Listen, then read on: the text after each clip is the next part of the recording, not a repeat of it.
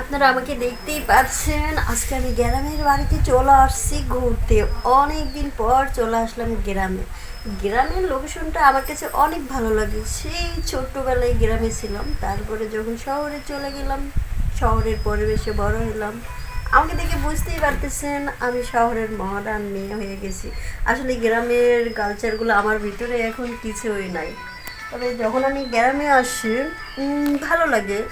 চেষ্টা করি গ্রামের পরিবেশের সাথে মিলিয়ে চলতে, কিন্তু কী করবো, আমি ছোটোবেলার থেকে শহরে বড় হয়েছি। এইভাবেই গ্রামে আসলে না ওরকম এই থ্রি পিস পায়জামা ওড়না এগুলো পরতে ইচ্ছে করে না। সবসময় মন চাই শহরের জিন্স পরে এই এরকম ওরকম আর কি এগুলো। তবে গ্রামে যখন আসি অনেকেই আমাকে অনেক কথা বলে, হ্যাঁ, যে আপু তুমি এগুলো পড়ো না, এগুলো পড়লে গ্রামের মানুষ খারাপ বলবে, এটা হবে ওইটা হবে। তোরও বাদ দিয়ে এইসব কে কী বললো এ দেখার সময় নেই আমার। কারণ আমি সবসময় যেভাবে ছোটো থেকে বড় হয়েছি ওভাবেই চলি। তবে আমাদের গ্রামটা কিন্তু অনেক সুন্দর। আমি যে এইভাবে চলাফেরা করি কেউ কিন্তু কিছু বলে না। আর বলবে কি, গ্রামের সব লোক তো আমারই পরিচিত, আমার আত্মীয় স্বজন, এজন্য কিছু বলে না। তবে মাঝে মাঝে কিছু মুরব্বী টাইপের লোক আছে না যারা, ওরা একটু বলে এই কী পড়ছো, সেইটা তোর অর্ধেক বের হয়ে রয়েছে, এই পাশটা দেখা যাচ্ছে, এইটা কী পড়ছো সব দেখা যাচ্ছে। মানে আর কি আর বলবো। তবে হ্যাঁ, গ্রামে কয়েকটা দিন থাকবো। আমাদের বাড়িটা কিন্তু অনেক সুন্দর। হুম, এই যে ওই পাশে বিল্ডিং বাড়ি আছে, ওই পাশে টিনের ঘর আছে, ওই পাশে সনের ঘর আছে, ওই পাশে সুন্দর একটা পুকুর আছে, যে পুকুরে সাঁতার কাটা যায়। আপনারা যদি আমার সাথে ওই পুকুরে সাঁতার কাটতে চান তাহলে তাড়াতাড়ি চলে আসছেন, হ্যাঁ। আর হ্যাঁ, সাঁতার যদি পারেন তাহলেই কিন্তু পানিতে নামবেন, সাঁতার না পারলে কিন্তু কেউ পানিতে নামবেন না। কারণ দেখা যাচ্ছে পরে সাঁতার না পারলে পানিতে ডুবে পানি খেয়ে মারা যেতে পারেন। আমি কিন্তু গ্রামের মেয়ে, আমি অনেক সাঁতার পারি এবং গাছেও কিন্তু উঠতে পারি। আমাদের গাছ আছে, আম গাছ, লিচু গাছ, জাম গাছ, সব গাছ। এমন কোনো গাছ নাই যে আমি উঠি নাই। আমি সব গাছে উঠে সব ফল পেরে পেরে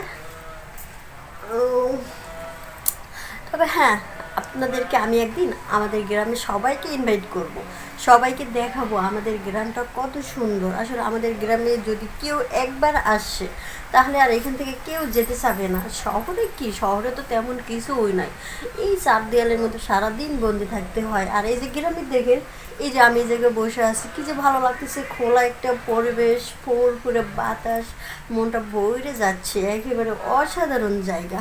তবে ওই পাশটা যাবো, ওই পাশটা আপনাদেরকে ঘুরে ঘুরে আমি দেখাবো। ওই সাইডটা কিন্তু অনেক সুন্দর, একটা ফুলের বাগান আছে। আমি ছোটোবেলায় ওই বাগানে সারাদিন অনেক ছুটোছুটি করছি। আর এই যে যে জায়গাটায় বসে আছে বাবা, এই জায়গার কথা আর বলবো কি, এই জায়গায় তো আমি সারাদিন এখানে বসে খালি টিকটক করতাম, আড্ডা দিতাম, এইটা ওইটা, মানে লেখাপড়ার কোনো নাম নেই, সারাদিন রং তামসার। এখনও তো আমাকে দেখে বুঝতেই পারতেছেন আমার মনে কত রং আছে। আসলে পাঁচটা যাবার দরকার, তবে ওদিক দিয়ে একটু ঘুরবো। অনেকদিন পরে গ্রামের বাড়িতে আসছি তো একটু ঘোরাঘুরি করবো, কটা দিন থাকবো, দেখবো, গ্রামের লোকদের সাথে মিশবো।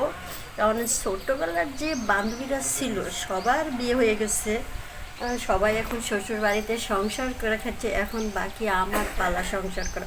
তবে হ্যাঁ, সংসার কিন্তু আমার দ্বারা হয়তো হবে না, কারণ সংসার কি জিনিস এইটা আমি বুঝি না, আমার ভালো লাগে না সংসার। রান্না বান্না আমার দ্বারা হবে না। কথা এত কথা বলার পর শেষ হচ্ছে।